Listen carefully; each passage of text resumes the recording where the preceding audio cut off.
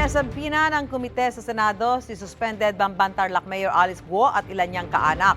Ang kina Senador Rizzo Ontiveros at Senador Sherwin Gatchalian pwedeng ipa-cite in contempt si Guo kung hindi pa rin siya dadalo sa pagdinig tungkol sa mga illegal na pogo bukas. Tinanggap ng isa sa mga abogado ni Guo ang mga sampina noong July 5. Kahit ipinasampina, sinabi naman ng isa pang abogado ni Guo na si Attorney Stephen David na posibleng hindi pa rin makadalo sa hearing bukas ang alkalde dahil na trauma raw. Nung kausap ko siya, sabi niya, mukhang hindi niya kaya dahil sa mga trauma na nararanasan niya. Batakin mo naman at sa dami ng mga binabato aligasyon sa kanya. Tapos inisigawan pa siya doon. Yung stress level niya masyado na mataas.